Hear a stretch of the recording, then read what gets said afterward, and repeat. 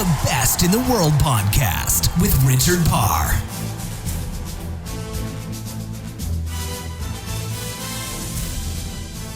Hello and welcome to episode 109 of The Best in the World with Richard Parr. Every week I speak to a world champion, an Olympic champion, a world record holder or a world number one to find out what they do differently from the rest of us to be the very best. And we learn a range of topics from their successes to their failures. We learn about their nutrition, their training. We talk about their coaches, their mentors, and just their journey through sport and life. A lot of the guests I speak to have retired from their sports and are now taking up something completely different. And my guest this week is also retired from sport, but what a career she had. I speak to Susan Francia, who is a two-time Olympic champion, five-time world champion in rowing. Those two Olympic golds coming in the 2008 and 2012 games, where she was part of the women's eight, part of the American team, which went through the line first. And Susan is brilliant on this podcast. Clearly a really fun individual. She talks about her start in the sport when she picked it up in college, where she was studying criminology, no less. We also talk about how she is able to get sponsors. She also reveals which NBA star she inspired to win a gold medal at those Beijing Games. Plus, as a coach now, she talks about what she knows now as a coach that she wishes she knew as a competitor, and also explains to us what she's looking for when she's identifying talent. That's all on this week's Best in the World with Richard Parr. Before we get to that interview, I want to tell you about Patreon. Patreon is a crowdfunding website. That's where you can help support our show so we can keep learning from world and Olympic champions every single week. If you'd like to support us, please head to patreon.com/best in the world.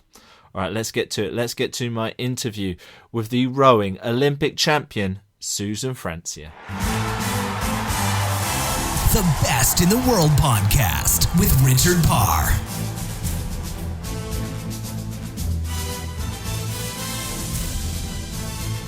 Susan Francia, welcome to The Best in the World with Richard Parr. A two-time Olympic champion, a five-time world champion. I was looking at your Wikipedia page earlier, and it seemed like between 2006 and 2012 you won absolutely everything. Did you feel invincible then, Susan? You know what? Yes and no.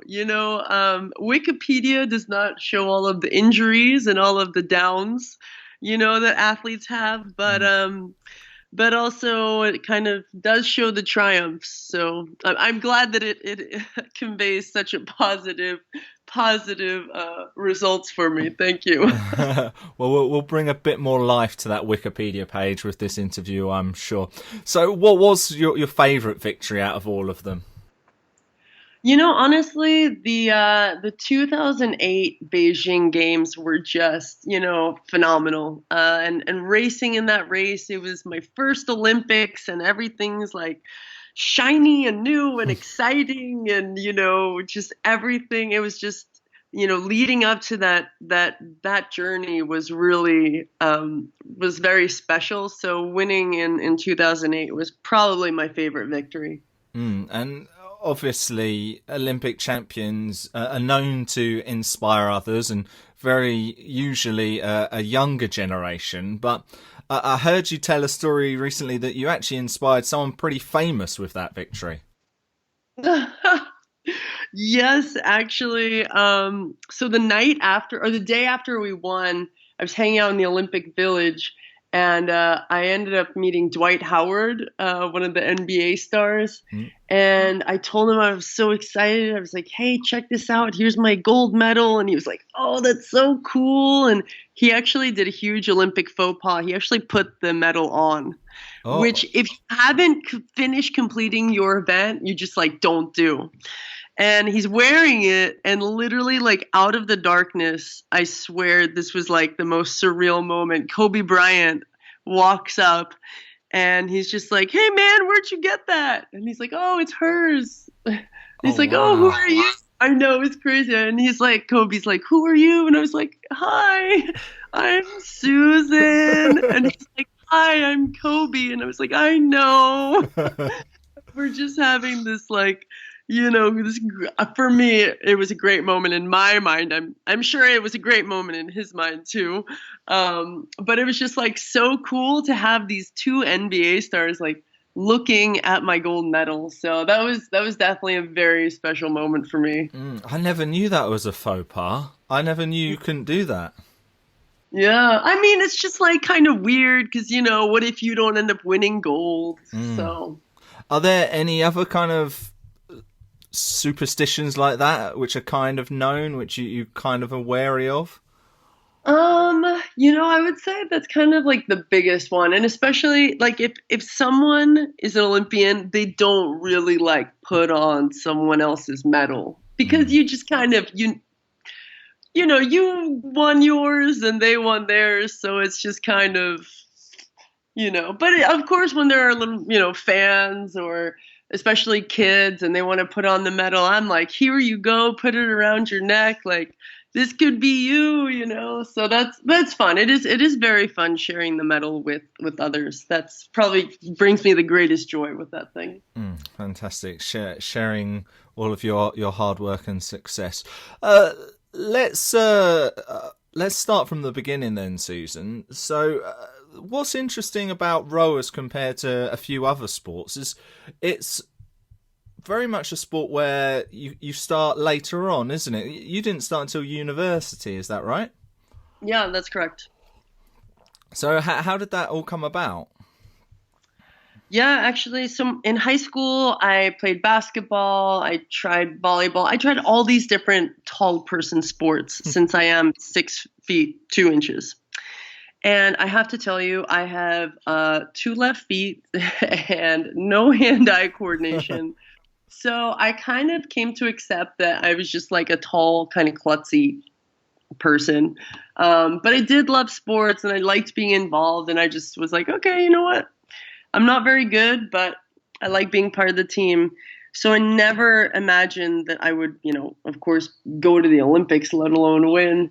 And I found it in college. I actually, there was a coach there who was like recruiting people who were just tall. And I said to him, I wasn't very good at basketball. He's like, that's great. It's even better, like I was like, okay, so I believe you. And actually the cool thing is the novice coach who recruited me for rowing, once I started rowing and he was like, wow, this is good. He was like, you could go to the Olympics. And I was like, really? And he was like, yeah, I fully believe. And he was like, you know what? You go to the Olympics, I want to be there and watch when they put that gold medal around your neck. And I was like, okay, like deal. And so actually when I made the team in 2008, he was the first person that I called and I said, Scott, come on down. Like, we're going to Beijing. I want you to come watch me race. So it was really, really special. Oh, that's lovely. That's really, really great that he was there to witness that. You mentioned basketball there, and I was looking on your website, and you described yourself as a uncoordinated basketballer, as you mentioned there, 2 left feet. Looking back now, do you think there are lessons that you've learned as a rower which would have been able to make you a better basketballer and played at a relatively high level? That's actually a really interesting question. I've never been asked that, and I'm going to say probably not. So even though, yes, like my drive got much better and my work ethic, I swear, I don't know what it is about basketball and volleyball. I am still so really not good. I live out in San Diego. Okay, San Diego is like the beach volleyball capital, right? And people always see me and they're like, yeah, I want her on my team. And they start seeing me play. And it's like, oh no, we don't want her on our team.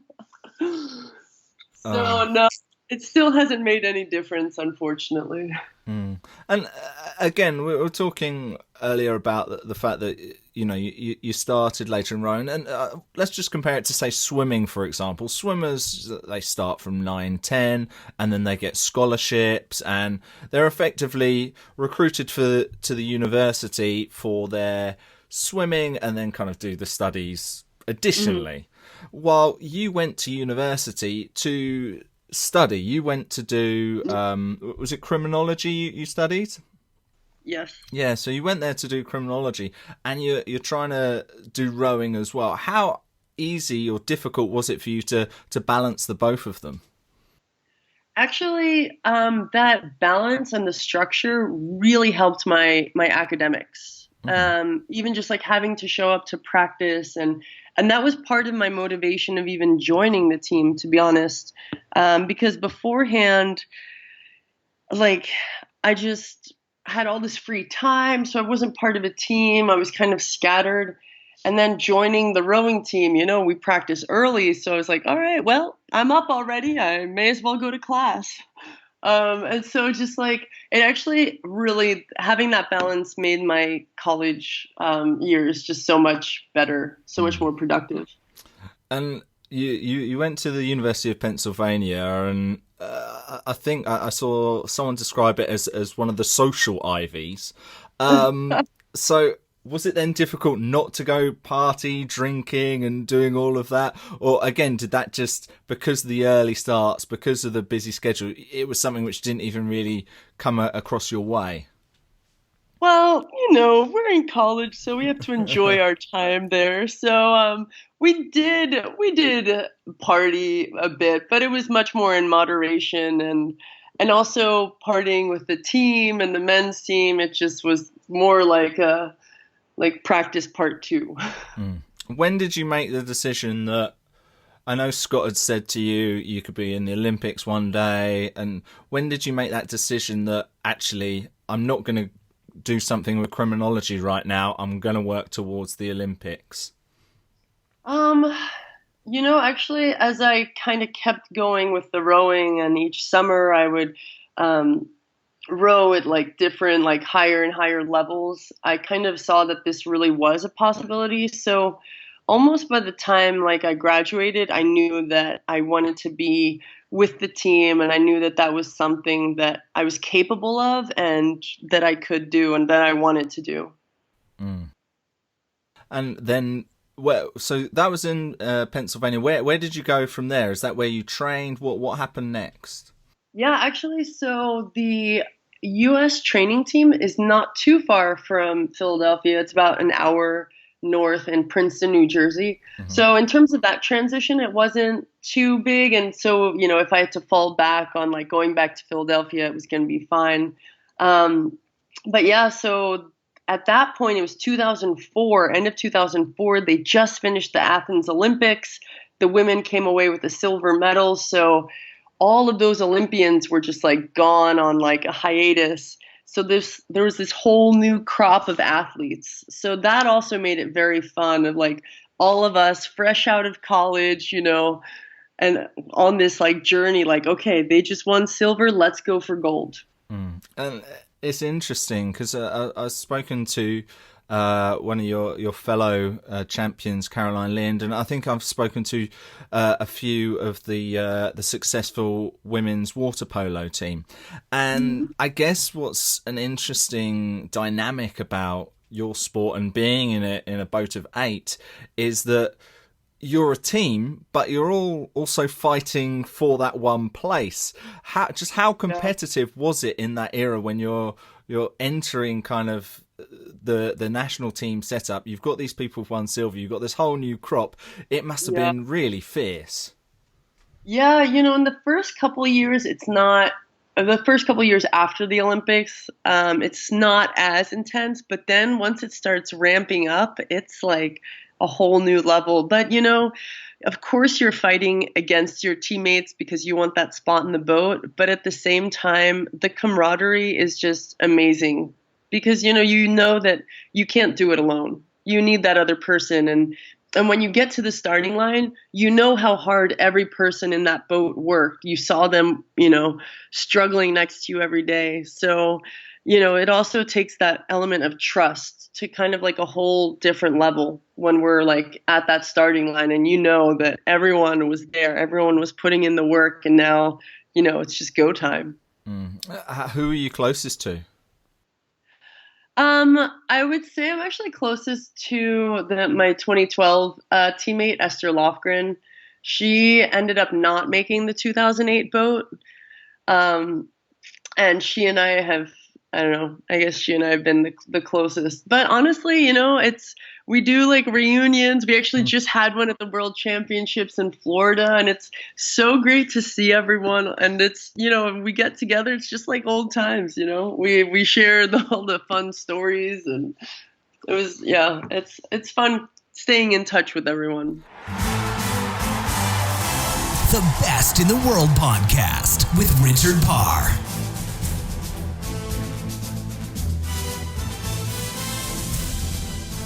We'll have more from Susan in just a moment, but before we get back to the conversation, I want to tell you about the Facebook group that we've got going on. It's called Best in the World. I've got a link to it on the show notes page. And if you join in the conversation there, you can learn even more about sports and high performance. And you can ask your own questions, bring up your own discussion points. It's a really good place for us all to engage, for all of the like-minded souls who want to get better every single day. Ideally, from learning from the very best, like we do here every single week on the Best in the World with Richard Parr podcast. All right, that is the Facebook group page, Best in the World. Let's return to the conversation with Susan Francia. The Best in the World podcast with Richard Parr.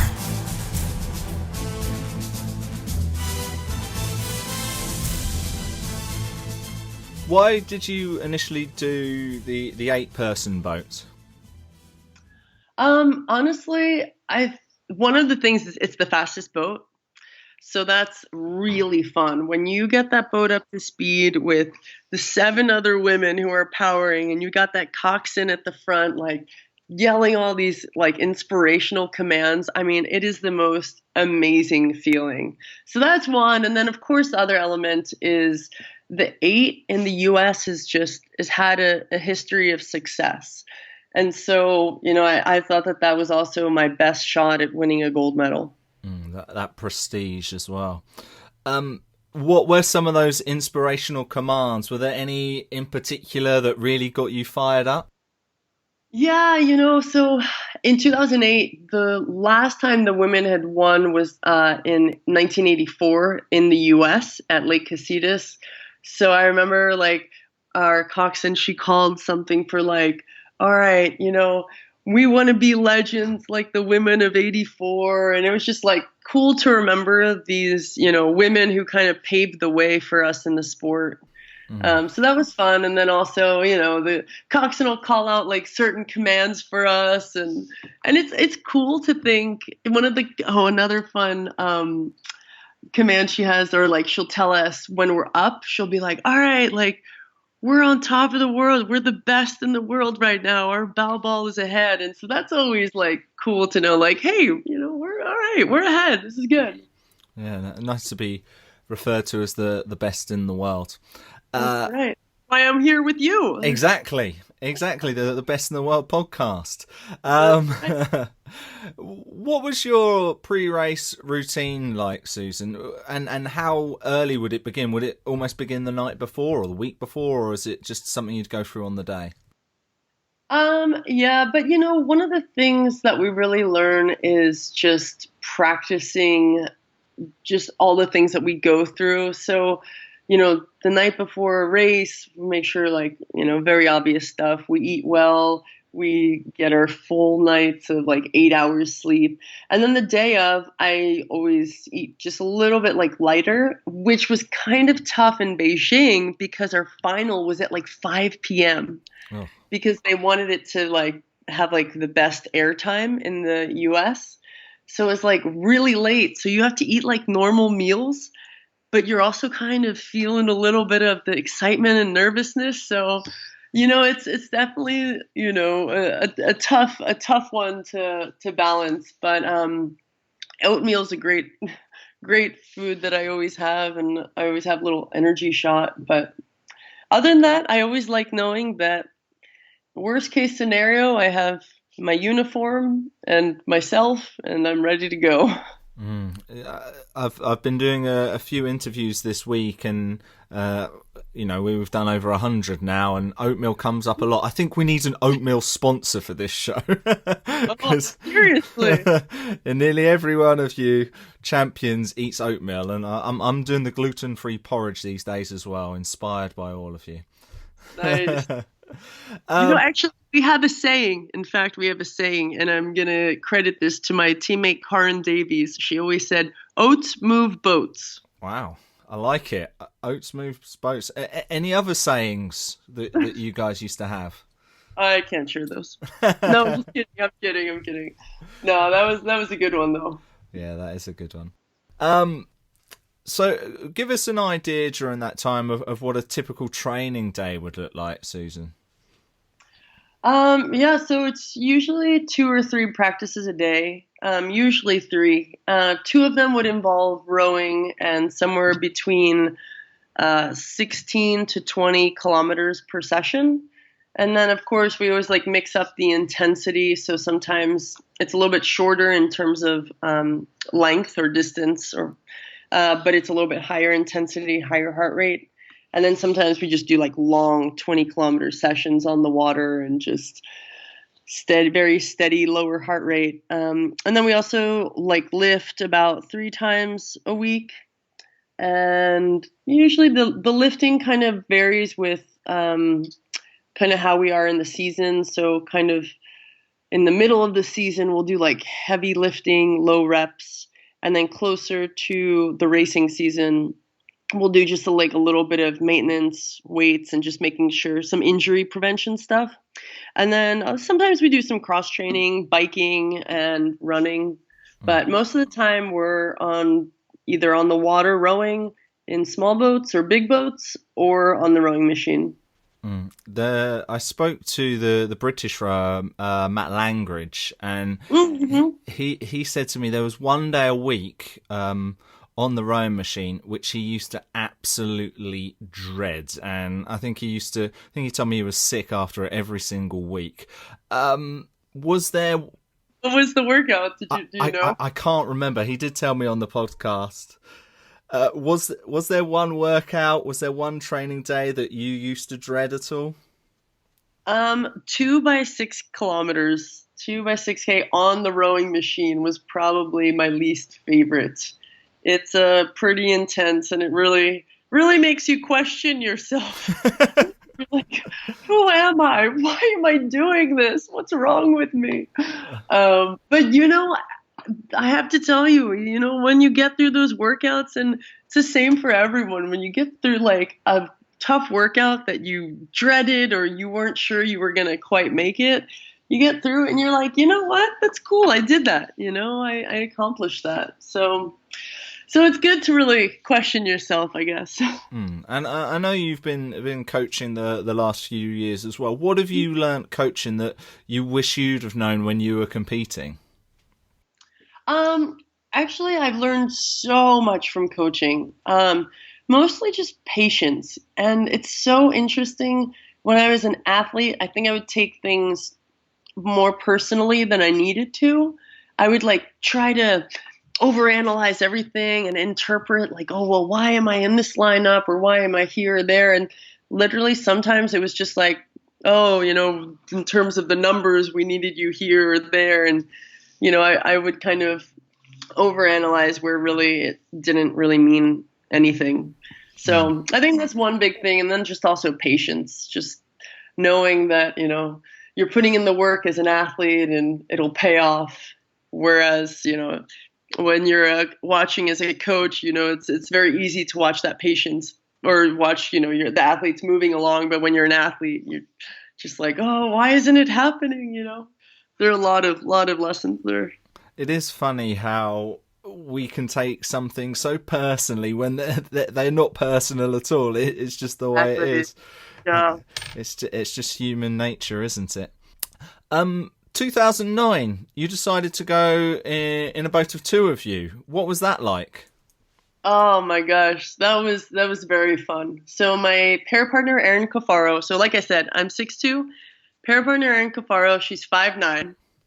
She's my little mini me, but man, that girl is feisty. And actually, I started out in the pair with Caroline, and then throughout that summer, we did a lot of like switching around, and so I ended up with Erin. Actually, and both girls were also in the Beijing 8, and we ended up just like really clicking, and we pushed each other in training a lot, and we ended up winning. It was pretty amazing, actually. 2009 World Championships. And of course, you then went on to successfully defend your Olympic title in 2012, returning to an 8-person boat. And you mentioned earlier about some of the injuries you struggled with. What were those injuries, and just quite how serious were they to you? Yeah, so actually in 2011, pretty much 1 year before the games, I ended up herniating my disc in my lower back. Yeah, so L4, L5. And it was very tough because it wasn't just like, oh, I'm injured for my sport. It was like affecting my life. Like I couldn't even like lift a heavy plate or something off of a table. And so it was really, really rough. And I was worried that it would be something that's like a lifelong injury. But with a lot of physical therapy, and I got 2 cortisone shots. I didn't want to get surgery, but I pretty much just kind of worked through it. And so by December or January of 2012, it was a bit better. My lower back was not great, but better. But what I wasn't used to now was the lack of flexion in my lower back. So then I just kept breaking my ribs. Oh. So it was just like double whammy. I know. So it was a really tough year for me, actually. And then I was actually the last person to make the boat there in 2012. And I have to tell you, it was just, I knew I could do it. You know, I really believed in myself, and that's probably the only thing that got me healthier and got me able to train and compete to get on the team. But it was such a relief once I made it, and such a relief once we won that gold. How much did that affect your training? Did you have to adjust it slightly? And in some ways, because of that problem, did it alter how you could train with the rest of your team at all?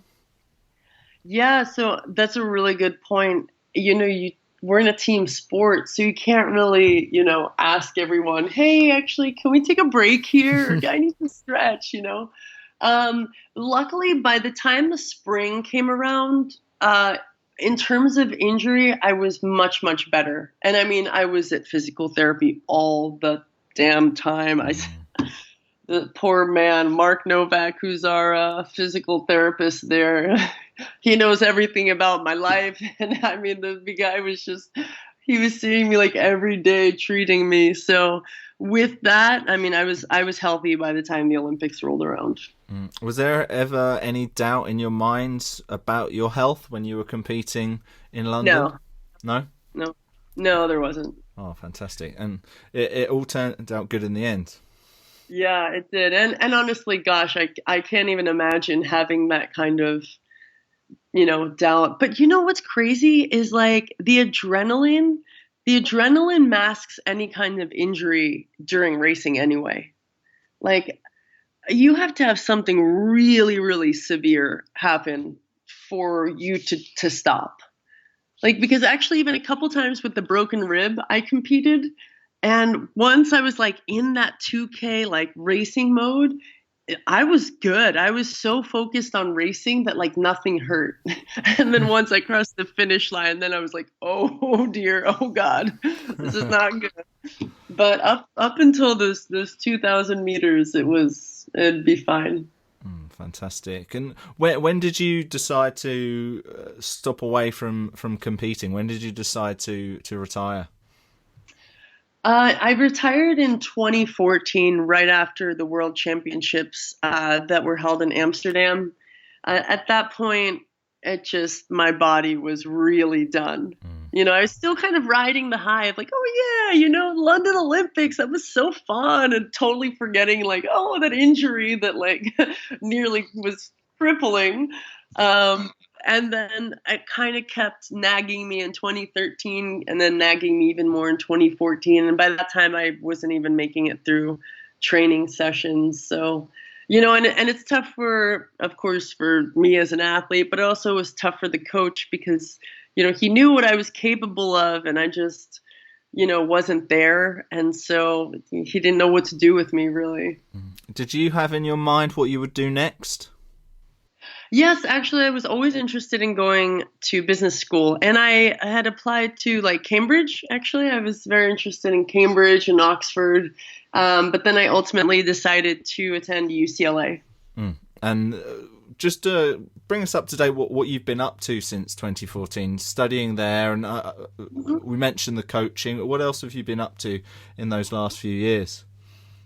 Yeah, actually, I'm also working. So San Diego is a big biotech town. So I actually work in consulting here. So that's my like full-time gig. But I love coaching. I love staying in touch with the sport. I love working with the athletes. And so right now I'm at UCSD, so University of California, San Diego, and the athletes there are just they definitely keep me on my toes. They're a fun bunch. And then, of course, going to school part-time in Los Angeles also. That kills my social life. That's very, very busy.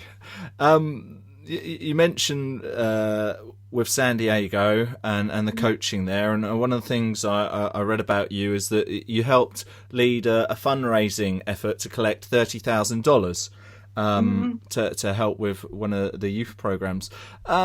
How difficult was it throughout your career to get funding and sponsorship? In the beginning, I had the most wonderful sponsors called Mom and Dad. Thank you, Mom and Dad.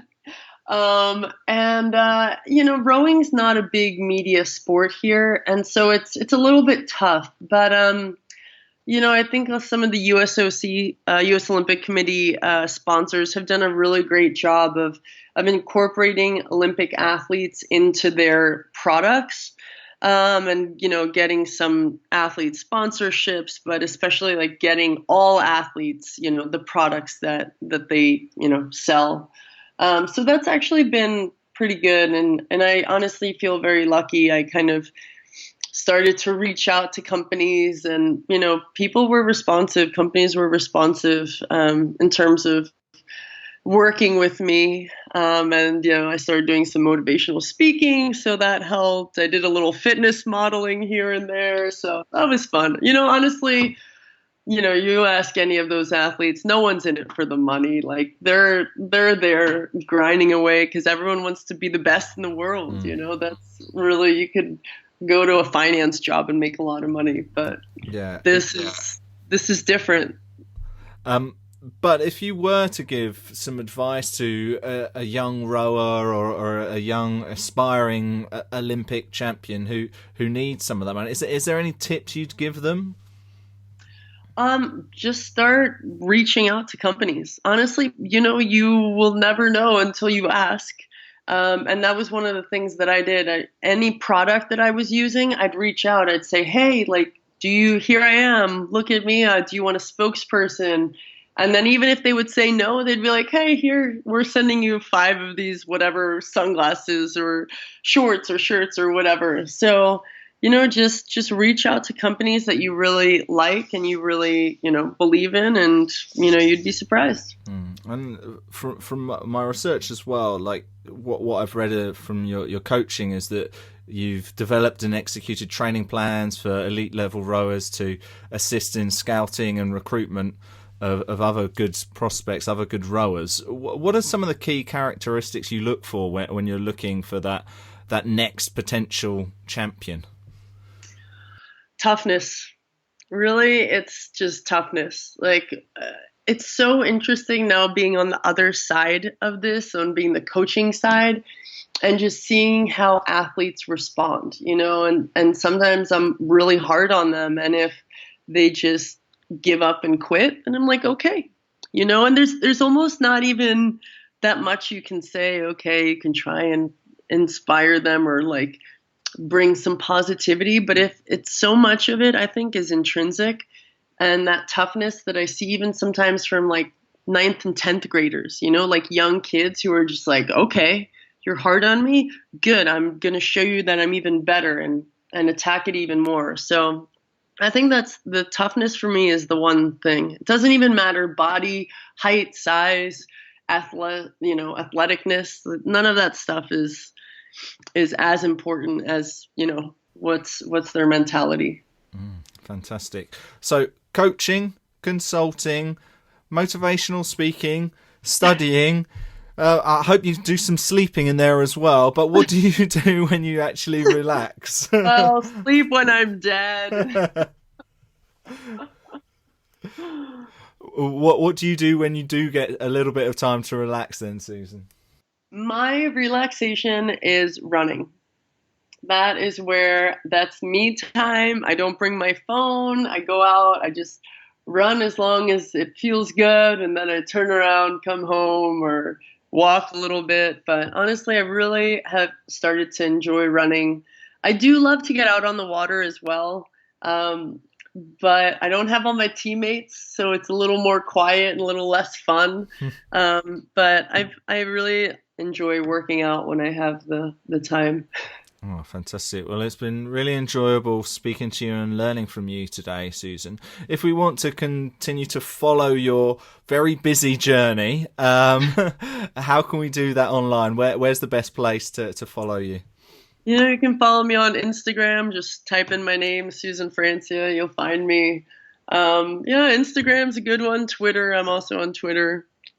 But yeah, no, it's so great to just be able to like reach out to people and really feel the excitement from the Olympics and how that kind of translates to lives. Well, you are definitely inspiring. Thank you so much for being on this program, and thank you for being the best in the world. Thank you. The Best in the World podcast with Richard Parr.